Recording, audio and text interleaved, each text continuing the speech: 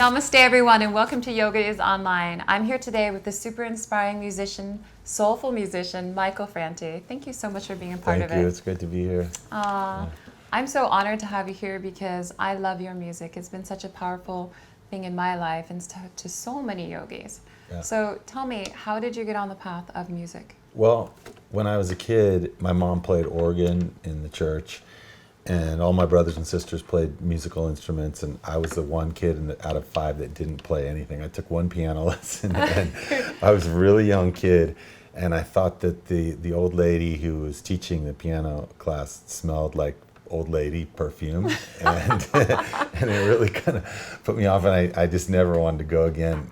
And so, but I grew up surrounded by music all the time, and my brothers and sisters had records in the house, and I was, my mom forced me to sing in the choir in church, and then as I grew older, I grew up in Davis, California, and it's a relatively small town, and I was adopted and raised by the Franti family, who were Finnish Americans, and they had 3 kids of their own, and then they adopted me and another African American son, and I'm African American, Native American, Irish, German, and Belgian. That's my heritage. So I grew up in this family. It's a very diverse family. I have one brother's a police officer, one sister who's lesbian. We grew up in this very unique home experience. So there was times when I felt like this is a really special place to be, but a lot of time I felt like I was alone, and I really didn't feel a connection. And music was one of the ways that made me feel like there was a world out there that I could be a part of. Mm-hmm. And there was something that was taking place in the world that was larger than just this little town and this family that I was in. And so I started listening to the campus radio station, and they were playing all kinds of music from all around the world, African music and reggae and hip hop and, the Grateful Dead and all kinds of, alternative music and punk rock and electronic music. And I sort of just absorbed all of it. And when I came to San Francisco out of high school, I was going to school at the University of San Francisco, which is very close to Haight-Ashbury, and I played basketball for the University of San Francisco, but I feel like I spent more time like just walking up and down Haight Street and hanging out with punk rockers and hippies and all kinds of, goths and mods and crazy, very interesting artistic and creative people. And from that I started to write poetry, and then I started a group called the Beatniks, and it was just percussion and poetry, and we didn't have any place to rehearse, so we came out to the shipyards in the Hunters Point, Bayview area, which is where I live now, and we started just banging on pieces of metal and then doing our poetry on top of it, and that became like our kind of junkyard rehearsal space. And that's really where I started to fall in love with music. And then I got a job a few years later after we had made our first record with that band, and that band broke up. I started another group called Disposable Heroes of Hypocrisy, and I was working at a place in Berkeley called Subway Guitars, and a young man named Charlie Hunter, who's an incredible, world-renowned jazz guitarist now, came in one day, and we sat down, and he started playing some chords on the guitar, and I started kind of rapping behind him, and I started to fall in love with the way that words and melody work together. So instead of it just being like powerful words on paper or powerful words that were orated, it was also combining it with like melody and chords, and just hearing how, switching the chords underneath what you're singing intensifies the emotion behind it. And ever since then, I've been on this path to, tell stories through music that makes people dance and makes people feel that sense of transformation that I felt when I was a kid growing up, and, being at 12 years old and feeling alone, and then hearing all this music that made me feel like I could be part of the greater world. Mm-hmm. That's so beautiful. It is true. It's incredible how music connects us all, like the Dalai Lama says. music is the universal language of everyone. Yeah. And it really does transport you to so many different experiences and feelings. Yeah.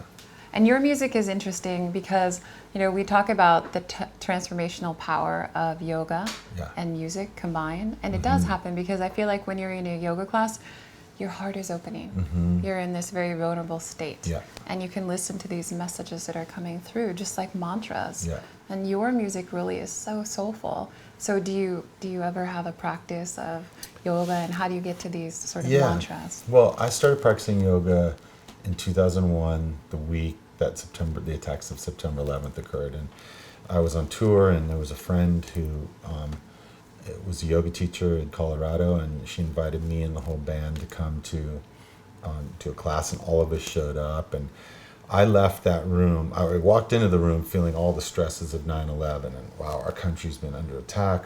Now we might be going to war and attacking other countries, and I'm trying to process all this information and emotion.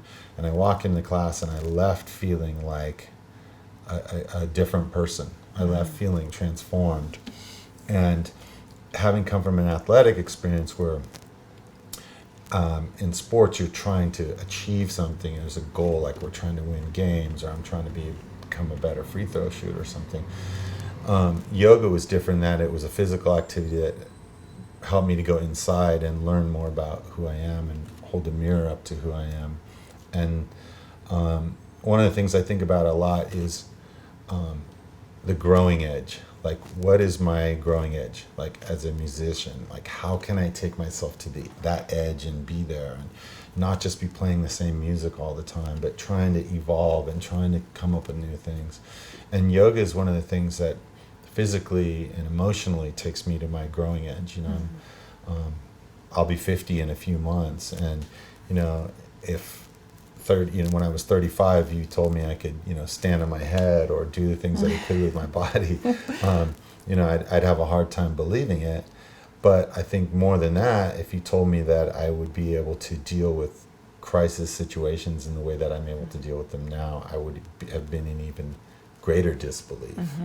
And that's what yoga has really helped me with more than anything else, is to be able to, not just extreme crisis, but interpersonal relationships, finding my sense of purpose for what I want to do in life, having the tenacity to,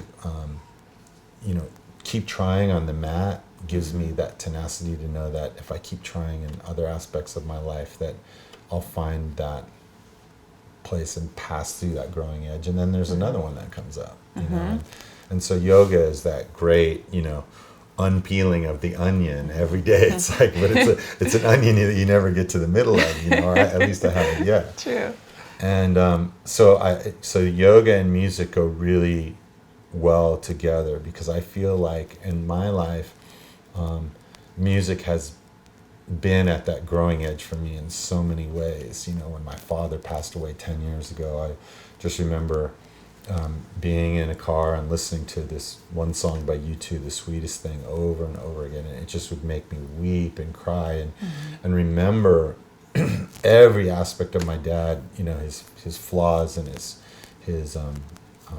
beautiful traits, and be able to get to a point where I could get up every day and not cry the first thing I did. I'd be able to get through a whole day, and then also to be able to remember and to see those really beautiful aspects of my father that could become a part of who I am, and let go of some of the pain and horrible memories that clouded my life when he was alive, and so music has helped me to find that in the most important moments of my life. It's been there for me.